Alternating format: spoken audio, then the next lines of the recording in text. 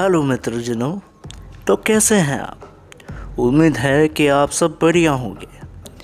अब आपको डराने के लिए हम फिर एक बार आ चुके हैं। तो इस नई वीडियो में आप सभी का स्वागत है। उम्मीद है कि आप इस डरावनी वीडियो को, इस डरावनी कहानी को अंत तक ज़रूर देखेंगे। तो चलिए कहानी शुरू करते हैं बिना कोई विलंब किए।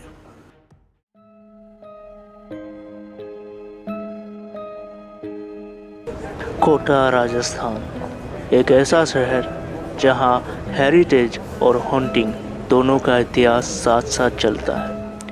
उस शहर के बीचों बीच चंबल के किनारे एक हवेली है, ब्रिजराज भवन।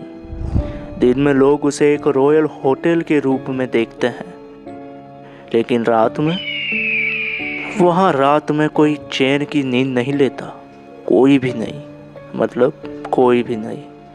कहते हैं वहाँ एक पहरेदार की आत्मा है जो खुद मर चुकी है, लेकिन अब भी ड्यूटी छोड़ने को तैयार नहीं। ये कहानी है रवि की, एक नया नाइट वॉचमैन जो ब्रिजराज भवन में सिर्फ जॉब के लिए गया था, पर उस रात नींद उसके नसीब में नहीं थी। 2007, रवि एक 29 साल का आम आदमी, पिताजी बीमार, घर में पैसों की कमी और जिंदगी में सिर्फ एक ही चक्कर, जॉब। एक दिन उसे कॉल आता है, ब्रिजराज भवन में नाइट ड्यूटी के लिए वॉचमैन चाहिए, पर सैलरी डबल मिलेगी। बस एक ही शर्त थी, तुम्हें रात भर अकेला पूरा महल देखना पड़ेगा, कोई शिफ्ट पार्टनर नहीं मिलेगा। रवि थोड़ा हिचकिचाया, पर पैसों की लालच और जिम्मेदारियों ने हाँ बुलवा ही दी। उसने होटल के मैनेजर से पूछा, कोई दिक्कत तो नहीं होती यहाँ।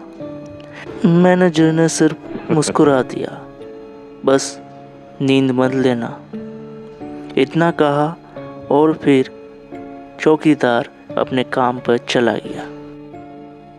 रात को 12:44 पर रवि ने पुरानी घंटी वाली क्लॉक देखी। ब्रिजराज भवन में सभी गेस्ट अपने कमरों में थे।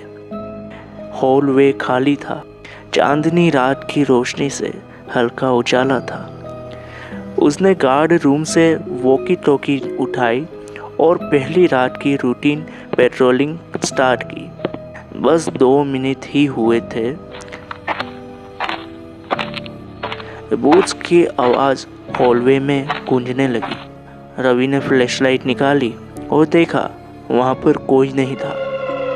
आवाज़ जब ऊपर से आने लगी, जैसे कोई हैवी आर्मी शूज में तलवार के साथ पेट्रोलिंग कर रहा था। कोई गेस्ट है क्या? उसने रिसेप्शन पर कॉल किया। सर, कोई भी गेस्ट इस फ्लोर पे नहीं है। फोन का कनेक्शन सडनली कट हो गया।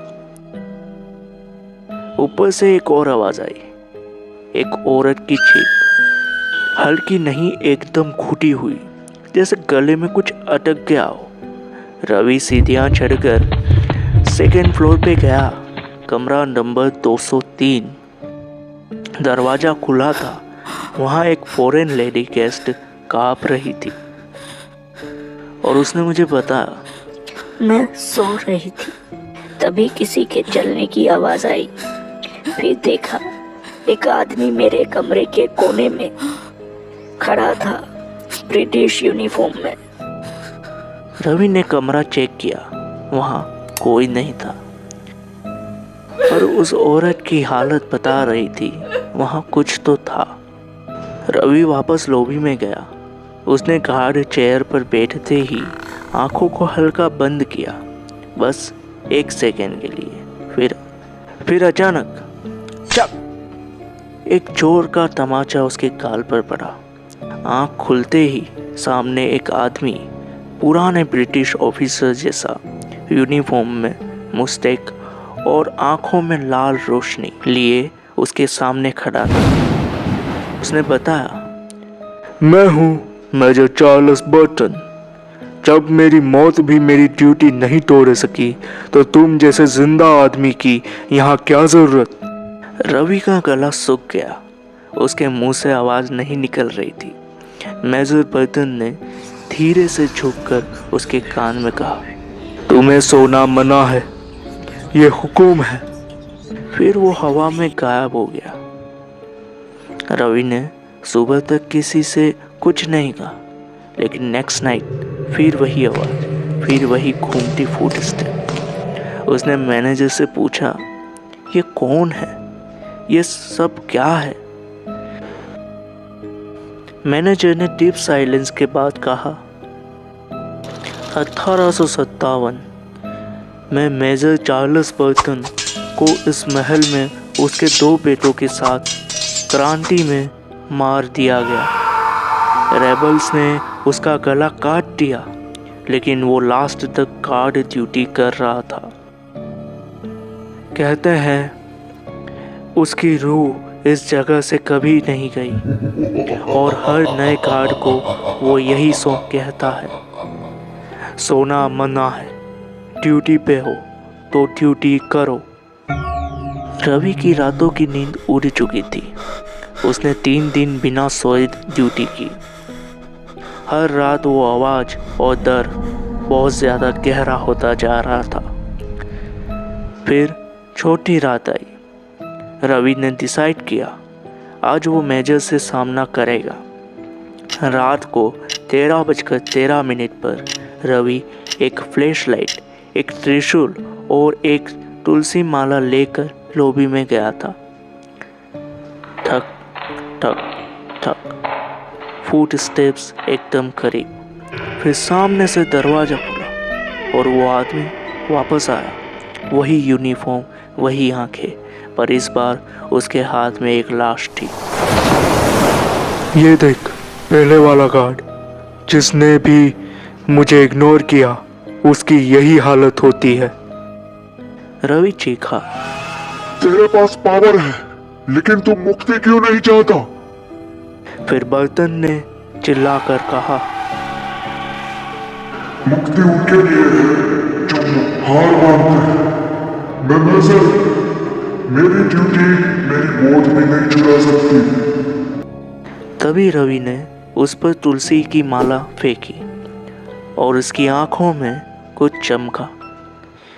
1 सेकेंड के लिए वो आदमी रो पड़ा, जोर जोर से। मैं थक गया हूँ, लेकिन किसी ने भी मुझे कभी सोने नहीं दिया।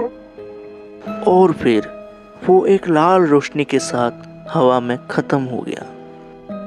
सुबह रवि ने रिजाइनेशन दे दिया। उसने मैनेजर से कहा, वो इंसान नहीं था, वो एक रूह थी जिसे किसी ने कभी कहा ही नहीं, अब तू सो सकता है। मैनेजर ने सिर्फ एक लाइन बोली, क्या पता अब वो सो गया हो या सिर्फ नए पहरेदार का इंतजार कर रहा हो। Black monk, the voice of unspoken silence. आज भी ब्रिजराज भवन एक लग्जरी होटल है। लोग आते हैं, रहते हैं, खाते हैं और हंसते हैं। लेकिन अगर रात को 13:13 पे किसी कॉरिडोर में कूद की आवाज़ सुनाई दे तो समझ जाना वो अब भी ड्यूटी पे है, तुमसे कहने सोना मना है। तो मित्रजनों, आपको ये कहानी कैसी लगी ये कमेंट सेक्शन में ज़रूर बताइए। इस वीडियो को लाइक करके चैनल को सब्सक्राइब कीजिए और बेल आइकन पर क्लिक कीजिए ताकि हमारे हर हॉरर कहानी, हॉरर किस्से, हॉरर इतिहास आप तक ज़रूर पहुँचे। तो धन्यवाद। उम्मीद है कि आप हमारे साथ बने रहें।